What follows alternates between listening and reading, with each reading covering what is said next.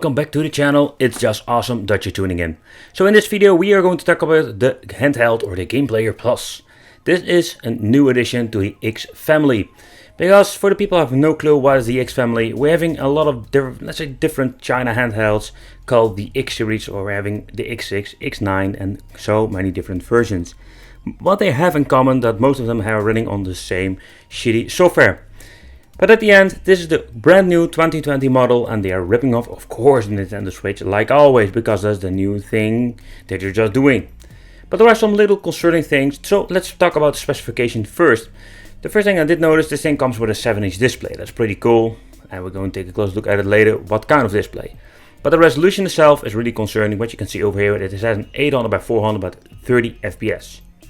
So I'm hoping that there's a typo on the box, otherwise it would be a pretty damn shitty handheld already. Alright, so let's take a close look at the device itself. Of course, here we're having the 7-inch handheld. 7 inches of fun. Alright, so in overall, let's say it's 7-inch version, but it looks very similar like the previous model. It was of course a little bit smaller. Here we have headphones, just the cheap headphones that mostly cost a couple of dollars. The shitty toilet paper hand manuals with not a lot of information, and here we have an old school, yeah, this is retro, USB for charging and data transfer, and we're having an AV out with very old school shitty signal. What I already mentioned is that this thing is just basically a beefcake version of the X7 that was exactly the same. There are some minor changes and that's what we're going to talk about. So let's do a little bit side by side with the Nintendo Switch for size comparison, and you can see that this X12 Plus, yeah, this thing is quite big compared with the Nintendo Switch. But first, let's remove the little plastics, because we are going to use, of course, the system. By the way, the first time that I've ever seen it before. So the weight's quite heavy, to be honest, and not that heavy like in PS Vita. It's huge, but for example, the shoulder buttons have a very horrible, cheap click to it. I really hate the analog sticks, I can already tell you that. Let's talk about the controls and what are we going to get, because they did some upgrades compared with different systems. And what do I mean with upgrades? So first of all, they're still using the 4 buttons like a D-pad. I don't understand why they keep doing this, I really hate it. The analog stick, yeah, I need to show you this. It's more like the PSP stick, a little bit bigger. You can plug it out very easily, so if you want a replacement, it's not very hard. But I don't like it in general. It feels quite cheap. And of course we're having the old school escape button, and that's what we're going to need if you want to go out of the game. So the same story applies to the A, B and X and Y. At the right side we're having analog stick and we're having select and start. At the top we're finding a headphone jack out. We're having on off switch, CF input, the old school mini USB, volume control, and very strangely we're having another on and off switch. Yeah. At the back this time we do have 2 speakers, so we're having finally stereo sound, and of course the shitty camera is back. And this is the 16GB version. When booting up, all my excitement for this new product was vanished away simply in one KO. Just like King doing with the guy over there. And the reason why is because they are using the same shitty software like the freaking previous model. Alright, let's take a close look. Maybe they changed something. So the first thing I did notice that, like with the X16 and other devices, the 7-inch display is just an old school, very horrible display with a poor view angle. And was already set up to the maximum brightness to make it even more worse. These things go around $50. And again, I think we can't complain for the money. But if you're looking at similar devices with an IPS 7-inch display, for example with the X2, this thing goes for twice the price. To begin with, this thing is not a touchscreen. So at the right top we're finding the battery life, and you can see they ripped off the PS Vita. Yep, they have a similar menu. There are quite different menus out there, but this is one of the latest versions. As you can see, we have these quick buttons. By the way, I really hate them because you can change them out, and if let's say the file behind it goes, let's say if the file behind it doesn't work, you're just having a dead shortcut. But alright, here you can see we're having videos, music, pictures, browse function, browse by the way, nothing to do with the internet, calculator. And let's go to the settings. Here you can change some things out. If you want to use the TV out, for example, you can just turn it on and off and choose your region. There is nothing you can do about the emulators or other settings, you're just stuck with this basic menu. Keep in mind, don't format internal memory because you will wipe everything. Yes, don't do it. I do like to mention that this device has the quick load, quick save option with every single emulator / game you're using. So that's pretty cool and it works very well. Alright, so the first one, let's try a little bit of a Game Boy Advance. And I must say, in my opinion, I think it doesn't run that bad. I have seen some shitty emulation, but this is not really bad. I really love to hear your opinion about this.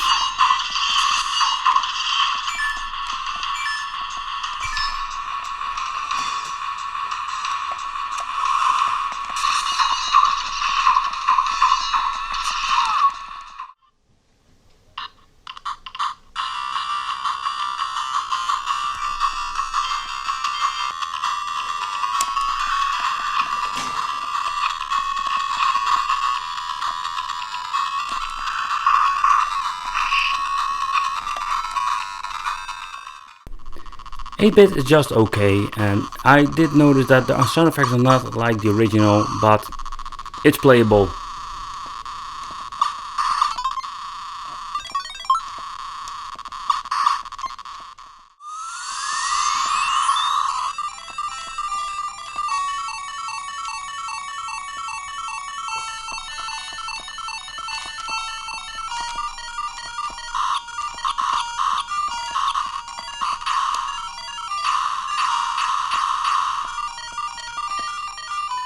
For arcade, it's a mixed bag, simply because it is not perfect emulation in many ways.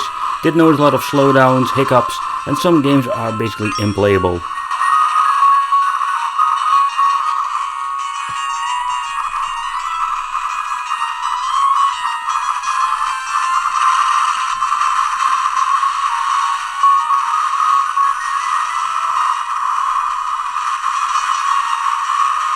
For example, Crossword is a very nice example that some of the arcade games will run just fine, or the best you can get on a cheap handheld like this.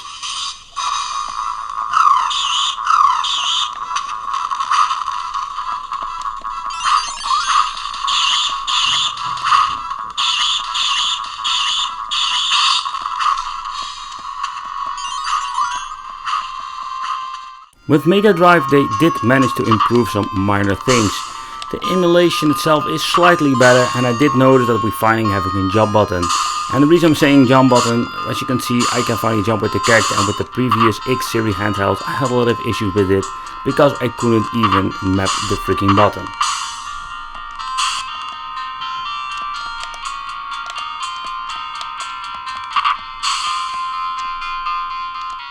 When you're going fast with Sonic, you can see the emulation is improved in, let's say, some ways. It's not perfect, or better said, spot on like the original Mega Drive, but it's getting really close.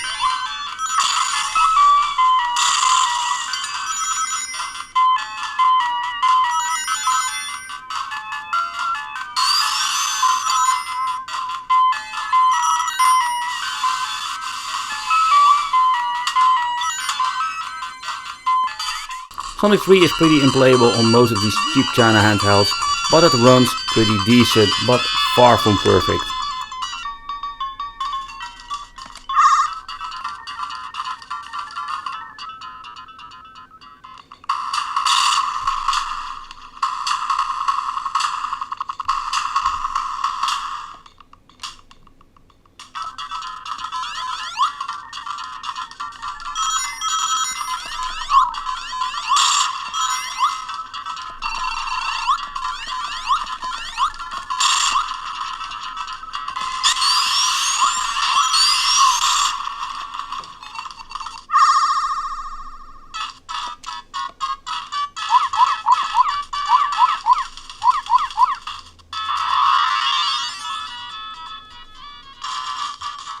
Sadly, with Super Famicom we don't have big improvements over here, and you can see it runs still very choppy.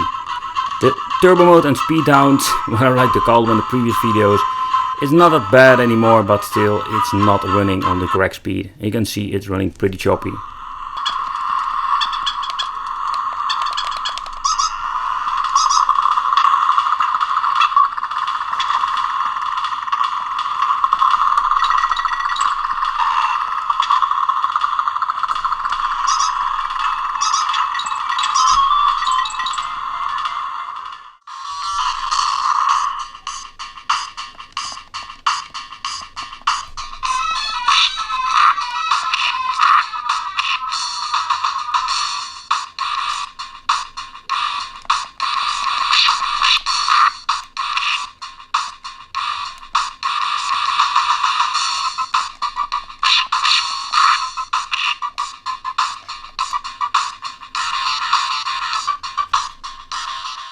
But I did notice with these X-Series, they don't advertise with PlayStation 1, and the reason is just simple, because it doesn't run perfect at all, and this is the best you're going to get with two-dimensional games.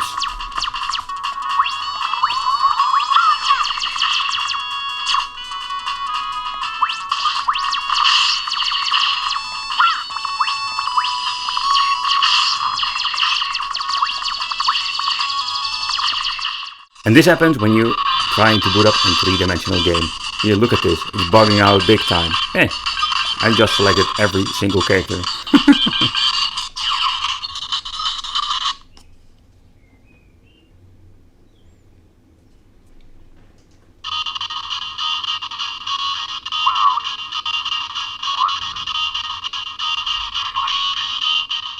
So to begin with, the reason why I don't cover things like video games, music or the TV out is very simple, because it's not even worth mentioning. The TV out function is pretty damn choppy, and on a modern LCD you don't want to get there. But at the end I'm very disappointed, to be honest. I was hoping with the X12 Plus Edition in 2020 we're going to get finally new results, better emulation. I did notice that there is a slightly little minor improvement with emulation, but at the end you're going to get just a basic, would not even say PlayStation Vita or Switch knockoff, because it is nothing like this. At the end it's just another X-Serie handheld that have the same big issues like the previous models. So again, a new handheld, no improvements. And yeah, if you want to pick it up for yourself, it's all up to you, but this is what you're going to get, and it will not get any better, and there is no other software that you can download and upgrade. If you have any questions, you can always leave it in the comments, and I want to thank you for watching. Consider subscribing, hit the little bell. It would be great to have you in a Wicked family, and I will see you in the next video.